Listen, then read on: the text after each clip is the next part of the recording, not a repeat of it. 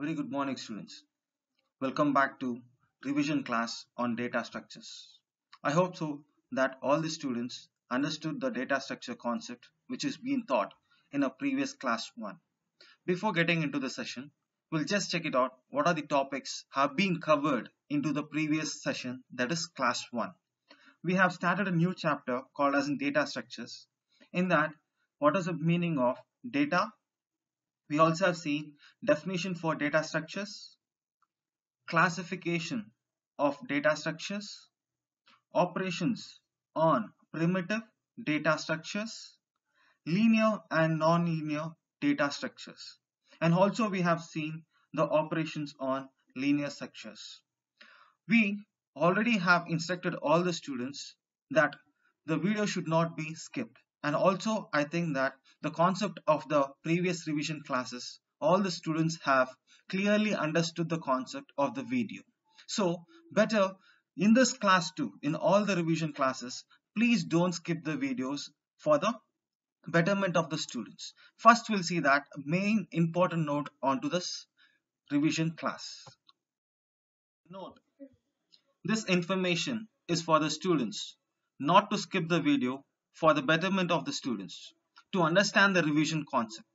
The first of the video is played from the theory session which is already taken, and the second half is the video which is taken for the revision classes. So student, kindly do not skip the classes or the videos. Topics to be covered in the revision session class 2. Definitions for the arrays, types of an arrays, calculating the length of an array, representation of one-dimensional array in a memory, basic operations on one-dimensional arrays, transversing a linear array, programming to input and output the element of an array. And also we are going to have the assignments in all the revision classes. Hope so students, these are the topics will be covered in the class 2. Let us go for the today's session.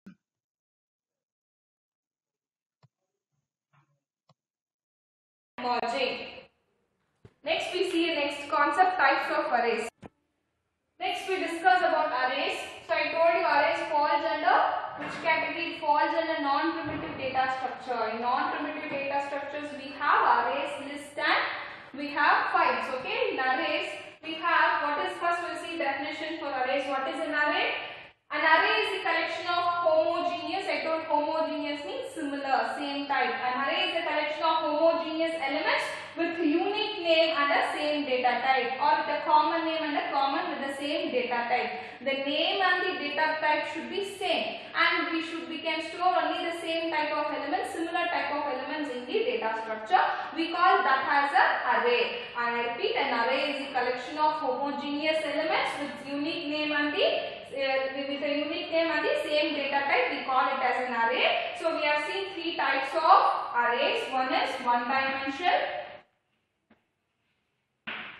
So the types of array, one dimensional array, we have two dimensional array, and we have multi-dimensional array. I repeat, the types of arrays. When I talk about types of array, one dimensional array, two dimensional array, and multi-dimensional array. So we'll see each in detail. What is one dimensional, two dimensional, and multi-dimensional. Okay. Now we discuss about one-dimensional array. I spoke about array. Array is a collection of homogeneous type of elements with a common name and the common data type, or a unique name and the same data type. In one-dimensional array, I have written these two main points. Elements are contiguous. That means elements are stored in a continuous manner, one after the other. Okay, elements are stored in a contiguous manner. Elements are referred by indexing. I'll tell you what do you mean by indexing. Elements are referred by indexing. Imagine I am taking and contiguous. Imagine this is a continuous memory allocation. So one after the other I am just writing. So 10, 20, 30, 40. You are aware of these are called as elements. These are called as array elements. When I give the indexing, so I give 0, 1, 2, 3. Always the array starts from, the indexing starts from 0. The indexing of an array starts from 0. This is called as base, or this is called as index, or this is called as position or location. However, we have a numerous number of names we have for this indexing. Basically, we call this as indexing or positioning. So this is position or index. The index of the element 10 is 0. The index of element 20 is 1, 30 is 2 and 3 is 40. Okay. At location 3 we have 40. So what is the index? 3. So these are called as index. These are called as index. The elements which we present inside the array, we call this as elements. Array elements. Okay, or items. Array elements is also called as item, data element, and these are called as indexing. So all the elements are referred by indexing. So the syntax for array is, first we need to mention the data type, next array name and the size. For example, if I want to declare an integer array, how will I declare? I will write the data type as integer. So for int, what is the data type here? If it is int means it is an integer type of data. So I am giving the array name as A. You can give M, you can give N, that is user defined. It's your choice. You can give the array name. Then I need to put a square bracket. Inside that you need to mention your size of an array. This is also called as subscript. So inside your thing you need to mention the size. Imagine I am giving the size as 4. 1, 2, 3, 4. Okay. So you can give how many ever type of how many ever memory you are needed. You can give the size of the array here. So after your array name you have to mention the size of an array. So the data type, the syntax is, we have data type as integer, array name as A, and the size of an array is 4. So if you want to give 5, you can give 5. That means it will be from 0 to 4. Always 1 less than what you have declared. Why? Because you have started storing it from 0th position. For example, now what is this? How to identify the position of the given size 4? It is 3. 0 to 3. How many elements we can store? 4 elements. If we are given 5, n minus 1. So that is n minus 1. If you get 4 means how many elements? We are storing 5 array elements in an array. So this is about array. The syntax. Now we'll see about what is the definitions. We have seen about one-dimensional array, the features as well as the syntax. Now we'll see explicitly the features of the arrays. So here I spoke about the features of arrays. Array will always have a positive numbering only. So arrays cannot go in a negative integer. It always starts with your positive numbers only. Array starts with the positive numbers only, and string terminates by using null character. The string is terminated. For example, if I store computer, or if I store, first you see, if I store computer. If I store computer, the last bit of the last part of a memory bit, it has to be ended by using this null symbol. See, this is nothing but your null symbol. That means the string array is ending. The string is ending. That is with the help of the null symbol. Next we have the array elements are counted from 0 to n minus 1. I told you. Now how will I count the array elements? 1, 2, 3, 4. Isn't it? What is the positioning? It is always n minus 1. Now what is my n? My n is 4. Okay. Now what is n minus 1? 4 minus 1 is 3. So it is your indexing. Now useful for multiple reading of elements. We can by knowing the indexes, we can go and read each and every element by using a traversal option. I repeat, we have seen about the one-dimensional array, its features we have seen. Explicitly we have seen the features of an array. We have seen the syntax and how the array elements are saved. Next we will see two-dimensional array. Next we discuss about calculating the length of an array. I spoke about array. Imagine here also I have taken an example array. Array is a collection of homogeneous elements. I told you it is continuously stored. Imagine it is an array. So I have stored the elements. Now in an array, if I want to calculate the length of an array, we have to use a formula UB minus LB plus 1. Here I have mentioned lower bound, the length of an array can be calculated by using upper bound minus lower bound plus 1. Okay, upper bound minus lower bound plus 1. So if I take in an array, imagine I have an array. So these are my array elements. 0, 1, 2, 3, 4. So this is my lower bond lower bond LB. This is my upper bond UB. So my lower bond is 0, my upper bond is 4. Just put it into this formula. 4 minus 1 plus 1. Okay, so what is 4 minus 1? 3. What is 3 plus 1? 4. In the 1 after here. So your lower bond is 0. Here you need to put 0. 4 minus 0 plus 1. What is the upper bond? Upper bond is 4. Lower bond is 0 plus 1. I repeat. L is equal to UB minus LB plus 1. What is your upper bond? 4. What is your lower bond? 0. 4 minus 0 is 4 only. 4 plus 1 is 5. So lower bond, upper bond minus lower bond plus 1 is 5. So your length of an array is 5.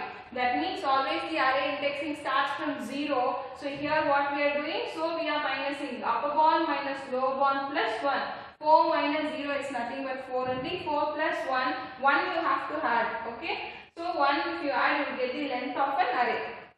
Next, I will explain you about the representation of one-dimensional array. Just the last, the representation. When they ask you to explain about one-dimensional array, you need to talk about the features of one-dimensional array, the syntax, and you have to tell about this representation. So imagine I have taken array. I have an addressing. It starts from 0. So it starts from 1000, 1001, 1002, 1003, 1004. These are called as addresses of your array. And here I have the content, the array elements. A, B, C, D is a content. These are the array elements. See, imagine this is a string. Now S is a string. I have A, B, C, D. So this A, B, C, D, the string array is stored in an array. Okay, next I have sub S means I have the subscript. I can call it a subscript or location or position. S of 0, S of 1, S of 2, S of 3, S of 4. These are called as locations. These are called as location. Okay, these are called as location, these are content, these are addressing. Now what they are telling, for a given location, how to find the addressing. For a given location, how we are going to find the addressing. Imagine they are giving the location as S of 3, string of 3. Now A means it always represents the starting address, your base address. Okay, P is nothing but the position or the location of an element. So I will take location A of, it's nothing but 3 is equal to, what is the base address of A? Your base address of A is 1000 plus. Here W stands for word per memory in a cell. Now how many words I stored per memory cell? 1. So W stands for the word which we stored per memory. So W here is 1. Only one letter, one alphabet I stored for memory. So W value is 1. Word per memory. Now P is nothing but the location, that is nothing but 3 minus what is your lower bond? Okay, your lower bond is 0. Always the lower bond will be 0. But only in the calculation, if you traverse, the lower bond may change, but here the lower bond is 0, we are not traversing. So now 1000. So this will become 3. So 1003. So what is the base of location? The base of S3, what is the S3 address here? 1003. So at 1003, we are getting the element D. So what they are telling, by using this formula, if they tell you to find out, if they give you the location, if they ask you to find out the address of this, we can find out. How to find out? Location of A of P is equal to base of A plus W into P minus LB. So what is location A of P? A is nothing but your starting base address. That of 3 you are going to calculate. This is nothing but your S of 3, your address of 3, your address of this 3, third index. 3 is nothing but the position or the location of an element. Base of A is nothing but the starting address, that is 1000, plus W stands for words per memory cell. If it is 2 bytes per memory, we will take it as 2, 3 means 3, here it is 1. We are storing only one thing in a memory cell, one letter in a memory cell. Next we have P is nothing but your location on your memory, location of an element, that is 3 minus their lower bound is 0. So when you, in this formula, when you apply 3 minus 0 is 3, 3 into 1 is 3. So 1000 plus 3 we have 1003, that is nothing but your address. This 1003 is an address of your one-dimensional array. Next we discuss about the basic operations which are performed on one-dimensional array. now we'll see the basic operations on one-dimensional array. We discussed about one-dimensional array. See, I repeat what we have discussed in the arrays. In arrays, we have discussed about the definition for arrays and the types of arrays. Now, in the types of arrays, first we discussed about one-dimensional array. In one-dimensional array, we discussed about what is the features of one-dimensional array, how to calculate the formula. If you want to represent a single element, okay, finite number of elements, we go for one-dimensional array. If the array subscript is 1, if you want to tell us a finite number of elements to be stored in an array, we go for one-dimensional array. So in that array, we have discussed about how to calculate the length of an array. The length of an array is calculated as upper bound minus lower bound plus 1. Next we discussed about the formula. We have seen how to calculate the address in a one-dimensional array. Next we will see the operations on one-dimensional array. As it is how we have seen the operations for a non-linear data structure. We discussed we have the basic operations of one-dimensional array are same. We have traversal, we have insertion, okay, we have searching, sorting, merging, etc. Same type of operations even here we perform on your one-dimensional array. Now we have an algorithm how to traverse in a linear array. I repeat, how to do a traversal. What do you mean by traversal? Just visiting or accessing each element in an array, we call it as a traversing. We are visiting the thing at least once we are visiting to access the elements in an array is called as a traversal. Now I have an algorithm which has been written. Now we are using, now let us the simple, like if even we will implement this algorithm by using program, what we'll do? First we'll ask the number of elements, we'll declare the size of an array, then we'll take the number of elements, then for the reading the number of, first just we'll take the size of an element, size of an array, then number of elements to be stored in an array. After to read the number of elements stored in an array, we use the for loop. Then to display the number of elements in an array, again there we use a for loop. Here we are just performing the traversal in an array. Now see, I have taken algorithm for a linear array. Okay, how to do a traversal in a linear array? Imagine this is your linear array. This is your linear array. Here we have, what is your lower bound? This is your lower bound. This is your upper bound. What is your lower bound? Lower bound is 0. Upper bound is 4. Okay. So in your for loop, for location is equal to till your lower bound. It starts from 0 to 4. 0 to 4. We are going to use your for loop. Okay. Now process location A. Now how we are going to process location A? What is A? Imagine 1, 2, 3, 4, 5. Array A of 5. So A is your array name. 5 is your size. This is your size. This is your array name. So what is A of location here? These are your location. So first when I traverse, what will be my A of 0? My A of 0 is 10. Next, again your for loop I will be incremented. What is your A of 1? What is your A of 1? A of 1 is 20. Again it's incremented. A of 2. This is array. This is your location. A of location. So location is 0. At location 0 I have the element 10. At location 1 I have element 20. At location 2 I have 30. At location 3 I have 40. At location 4 I have 50. This is how we travel in a linear array. The for loop ends, we exit. I repeat, here in the linear traversal, we have a for loop. So how we are going to traverse is based on your location. That is based on your lower bound plus upper bound. So in your lower bound, we have it starts from 0. Your upper bound it starts from, it ends at 4. So when I do a traversal, if A is equal to, if location A of 0, what I am visiting? I am visiting 10. If it is 1, I am visiting 20. If it is 2, 30. If it is 3, 40. If it is 4, it is 50. So we wind up today's session. Why? Because in your next session we need to discuss about linear search and binary search. Your searching techniques we discuss in your next class. Thank you.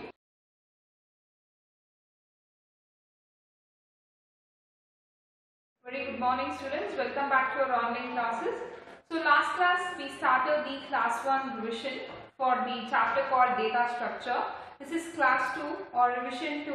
We'll continue from where we have stopped. Last class we just have put you the assignment questions too. So for that particular chapter I have given you those particular concepts I have given you the assignments, and for today's class I'll be discussing about arrays. For this you need to take down for this arrays chapter, for this arrays class, for this arrays session, please I have given you the PU board, what type of review question, what type of examination point of view, what type of questions will appear for your exams. That only I have included in the assignment question at the last in the PPT. Please make a note of it. So let me start, let me do the revision for the arrays. So array, what do you mean by array? Array is a collection of homogeneous elements with a common name and the same data type. So arrays, I told there are three types of arrays. One is single dimension,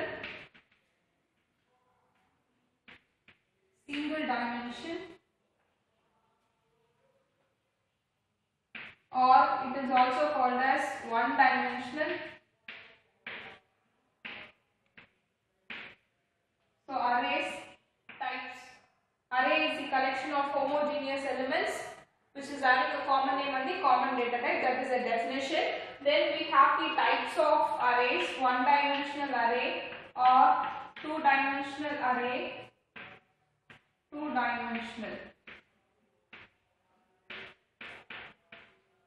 dimensional array. Next we have multi-dimensional array.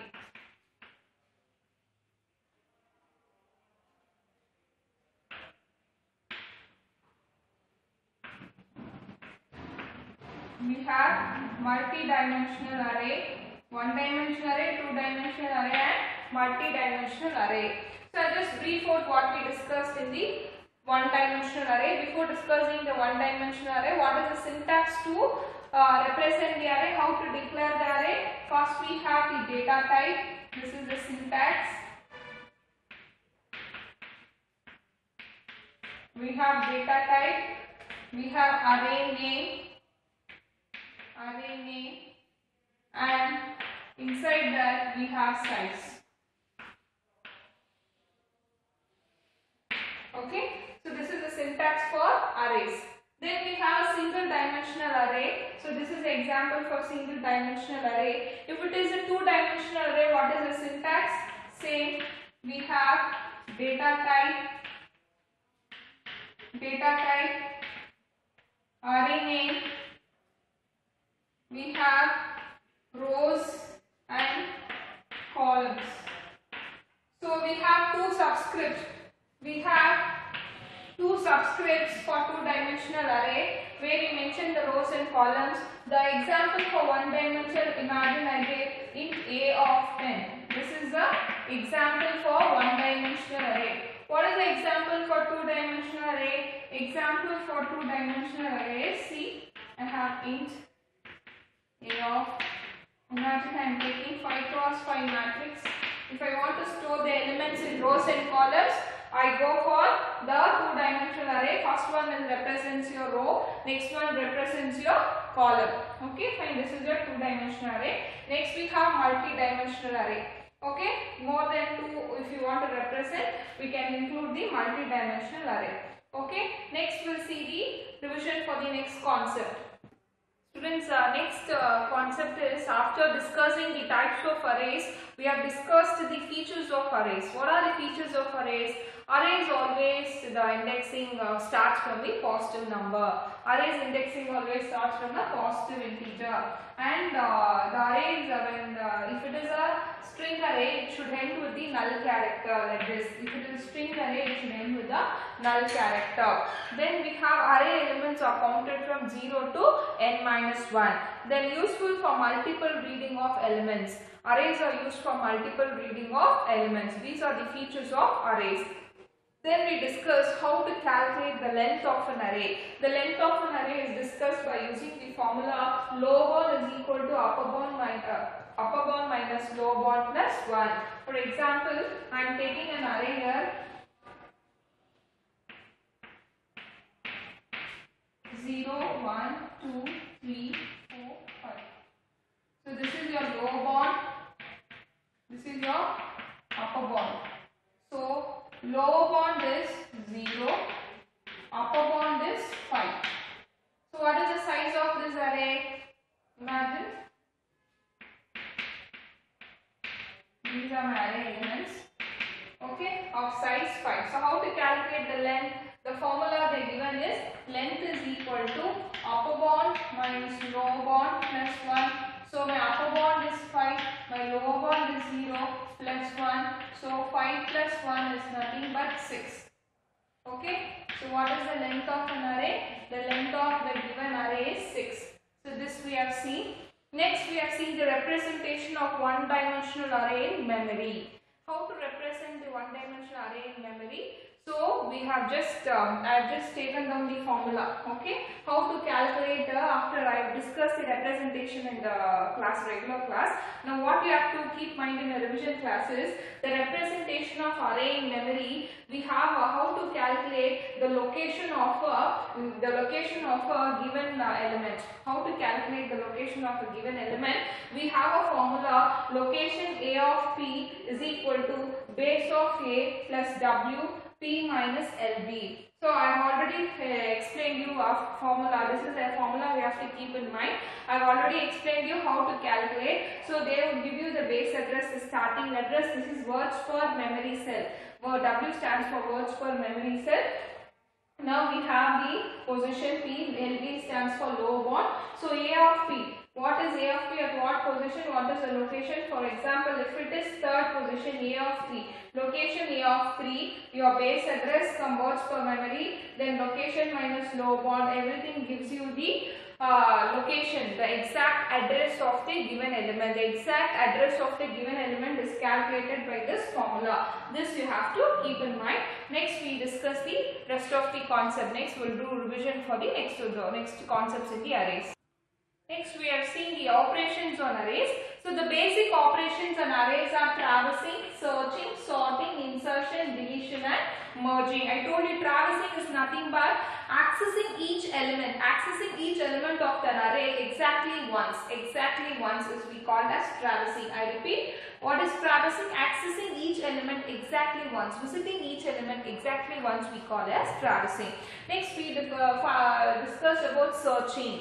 Finding the location of an array, finding the location of an element in an array, we call it as searching. Sorting, the arrangements of elements in an array, either in the ascending order or descending order, we call it as sorting. Inserting, adding an element in an array, we call as insertion. Deletion, removing the element from an array is called as deletion. Merging, combining one or more arrays to form a single array, we call it as a merging. What does it mean by merging? Combining two or more array to form a single array, we call it as a merging. I repeat, traversing, searching, sorting, insertion, deletion, merging. These are the basic operations on array. Next, for traversing, I have explained you an algorithm. Now let me explain you the program for traversing. Then we will wind up today's session. Okay students, now how to traversing a linear array. This was a simple program which for the last in the regular classes I discussed an algorithm. Now let me trace the program. Very simple program. So what do you mean by traversing? Accessing each element at least once, we call it as a traversing. So you have to include the necessary header files. I have included iostream.h. io-manage stands for input output manipulator. Why we use iostream.h? Because of our console and cout and cin. Why we use for io-manip.h? We have manipulator setw, endl and all. Here we have, since we use setwid, we use the manipulator. Conio.h. Why use conio.h? Console input and output. For your getch, clear screen and all, you need conio.h. Now your program execution starts from the main function. Since the main function here I am not returning anything, so the return type of my main is void. Okay. Now I am declaring an array of size 10. I and n are my variables. Why I am declaring I here? Because I will be using in the for loop. Why I am using n here? Because I need to store the number of elements. Why I need array? Why? Because I need to store my array elements. So what I am declaring? Array I and n. So I am calling the routine call clear screen to clear your console output screen. Now how many elements, you want to enter into an array? N. For example, how to trace the program in your output. In your output, what it will ask? It will ask you, if I want to write the output as how many elements. So how many elements? How many elements?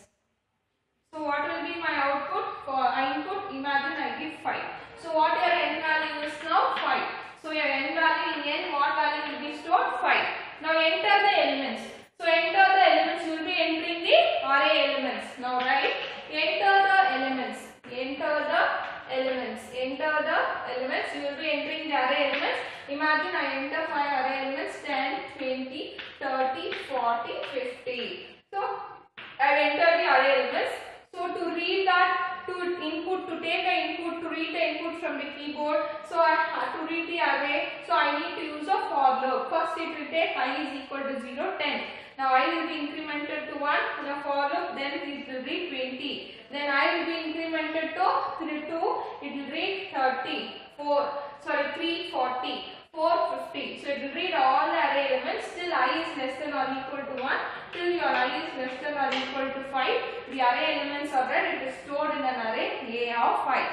So A of 5 ಅಲ್ಲಿ ಎಲ್ಲ array values store ಆಗಿರುತ್ತೆ. Now the elements are, now whatever the elements I read, now I want output. How will I write? The elements are, I am not doing any operation. First I am taking the input from the user.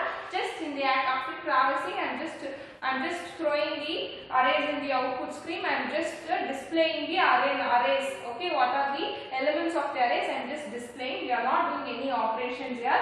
Now the elements are, again I am using for loop. First, what is the element I have used? 10. Now set W to display 4 with 4 byte space. 1, 2, 3, 4. Next 20. 1, 2, 3, 4. 30. 1, 2, 3, 4. 40. 1, 2, 3, 4. 50. So this is how your output will appear in your output screen. This is an example for program for traversing the linear array. This is the revision for today's session. Thank you students. Please refer your assignment questions and put it in your notebook. Thank you.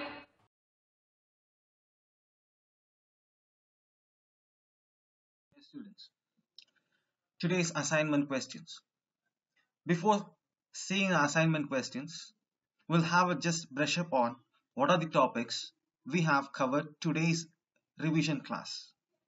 Definition for an array, types of an array, calculating the length of an array, representation of one-dimensional array, basic operations on one-dimensional array,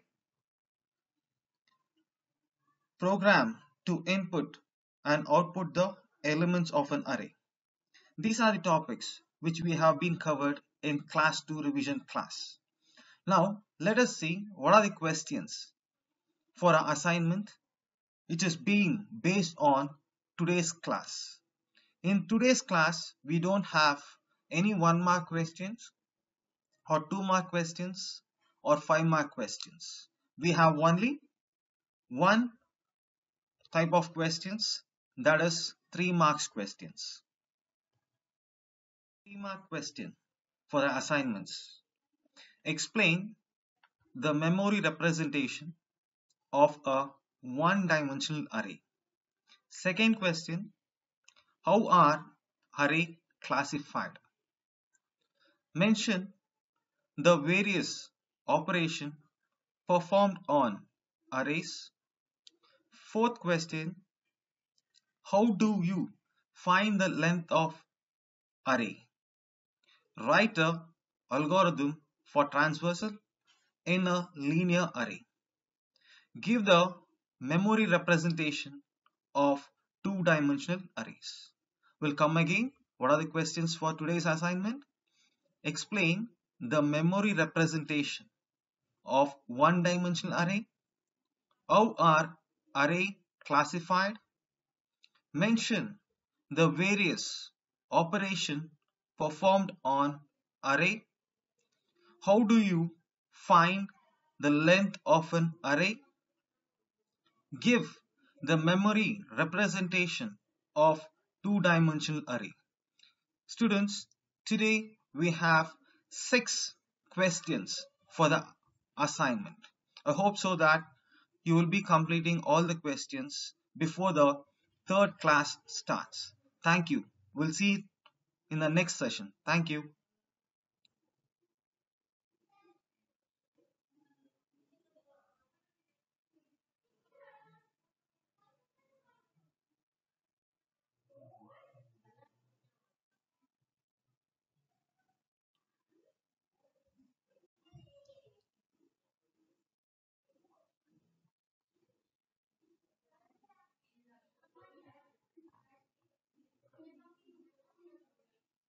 Thank you, students.